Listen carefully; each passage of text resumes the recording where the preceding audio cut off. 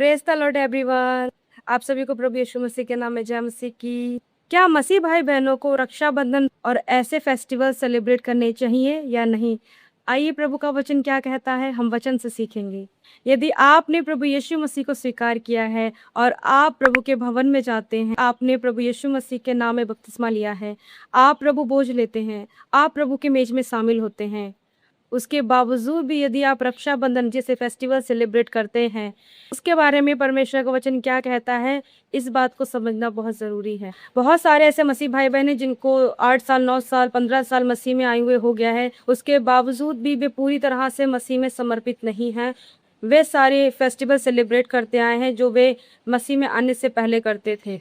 प्रकाशित वाक्य 3 के 15-16 में इस प्रकार से वचन बताता है कि मैं तेरे कामों को जानता हूँ कि तू ना तो ठंडा है और ना गर्म।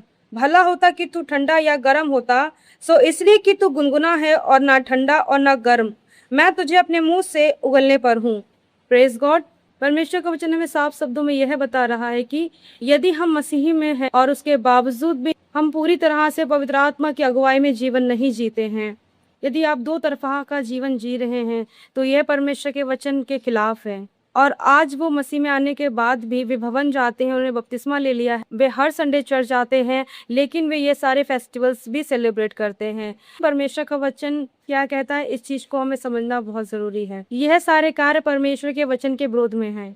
हालांकि कुछ भाई बहनों को मेरी इन बातों का बुरा लग सकता है, लेकिन जो सत्य है वह यही है और इसको आप अनदेखा नहीं कर सकते। कुछ भाई बहनों को मैंने ये कहते भी सुना है कि हमारे आगे मजबूरी है, हमारे आसपास के लोग हैं जो हमारा विरोध करते हैं, यदि हम इन फेस्टिवल्स को सेलिब्रेट नहीं करेंगे तो हमारे अपने हमसे रूठ जाएंगे, हमारे पड़ोसी हमसे रूठ जाएंगे, वे हमारे साथ कोई रिश्ता नहीं रखेंगे। इसीलिए हमें ये सब चीज़ें करनी पड़ती, इसीलिए हमें उनकी खुशी के लिए सारे फेस्टिवल सेलिब्रेट करने पड़ते हैं। हम भवन में जाते हैं, परमेश्वर का वचन पढ़ते हैं, प्रभु भोज लेते हैं, हम अच्छा जीवन जी रहे हैं, लेकिन हम इन चीज़ों को भी नहीं अनदेखा कर सकते हैं जो हमारे परिवार में होती हैं, जो चीज़ें हमें समाज में रह करके भी करनी पड़ती, इनको भी हमें लेकर के चलना पड़ेगा। इस तरह का माइंडसेट कुछ मसीह भाई बहनों का है कि हम समाज में रहते हैं, हम लोगों के बीच में रहते हैं, हम परिवार के बीच में रहते हैं, या हम सिंगल विश्वासी अपने घर में है, तो हमें इन सब चीज़ों का ध्यान रखना पड़ता है और हमें ये सारे फेस्टिवल्स सेलिब्रेट करने पड़ते हैं, हमें उनका साथ देना पड़ता है, हमें उनके साथ संगति करनी पड़ती है। मैं यह नहीं कहती कि आप उनका विरोध करें, लेकिन आप बड़े प्यार के साथ में, बड़ी नम्रता के साथ में आप उन्हें समझा सकते हैं, आप उन्हें बड़े प्यार और नम्रता के साथ उन्हें मना कर सकते हैं कि ब्रदर सिस्टर्स, मैं ये फेस्टिवल सेलिब्रेट नहीं कर सकता क्योंकि मैंने अपना जीवन प्रभु यीशु मसीह को समर्पित कर दिया है। आप बड़ी नम्रता के साथ उनके पास जाएं, बड़े प्यार के साथ उनके पास जाएं। आपके अंदर परमेश्वर का प्रेम उन्हें दिखना चाहिए कि आप क्यों सेलिब्रेट ये फेस्टिवल्स नहीं करना चाहते, क्यों आप उनके साथ संगति नहीं कर रहे हैं। मैं नहीं कहती कि आप उनसे अपने रिश्ते खत्म कर दें या आप उनके साथ मेल जोल ना रखें या आप उनसे प्रेम ना करें, यह तो परमेश्वर का वचन नहीं सिखाता।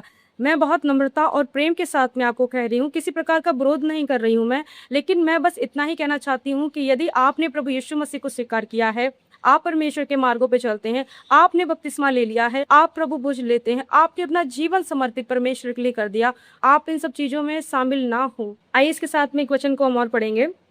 मत्ती 10:32-33 पद में इस प्रकार लिखा है, जो कोई मनुष्य के सामने मुझे मान लेगा, उसे मैं अपने स्वर्गीय पिता के सामने मान लूंगा, पर जो कोई मनुष्य के सामने मेरा इनकार करेगा, उससे मैं भी अपने पिता के सामने इनकार करूंगा। Praise God.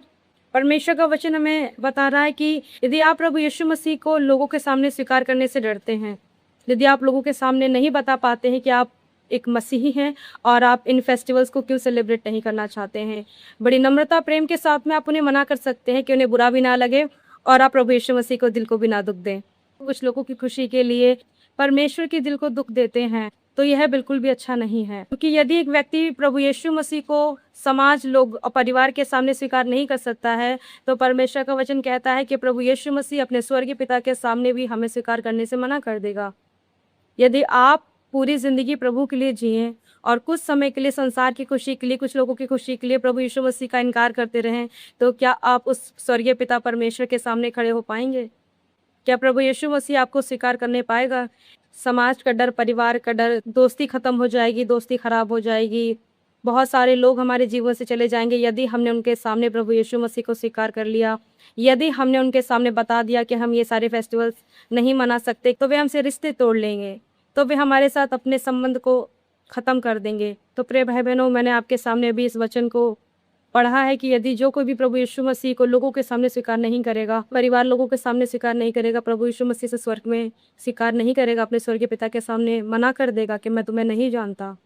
यदि आप परमेश्वर से प्रेम करते हैं, तो आप किसी के सामने भी प्रभु यीशु मसीह को स्वीकार करने से कभी नहीं डरेंगे और आप खुद से ही कभी ऐसे कोई काम करेंगे ही नहीं, जिससे प्रभु यीशु मसीह का दिल दुखे और प्रभु यीशु मसीह आपके द्वारा दुखी हो।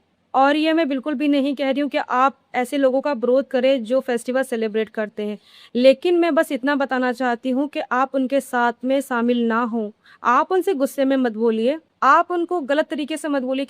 आप उन्हें बड़ी नम्रता और प्रेम के साथ में उन्हें मना कर दें कि प्रिय भाई-बहन, मैं ये फेस्टिवल सेलिब्रेट नहीं करता हूँ और नहीं कर सकता हूँ। ये मेरे परमेश्वर के वचन के खिलाफ है। आप बड़ी नम्रता प्रेम के साथ में भी उन्हें समझा सकते हैं और वे समझेंगे आपकी इन सारी बातों को। लेकिन आप कुछ समय की संतुष्टि, खुशी के लिए इन सारी चीज़ों को ना करें। ये परमेश्वर के वचन के बिल्कुल खिलाफ है। मैं विश्वास करती हूँ कि आपने आज के वचन के द्वारा कुछ सीखा होगा। परमेश्वर आप सभी को बहुत आशीष दे।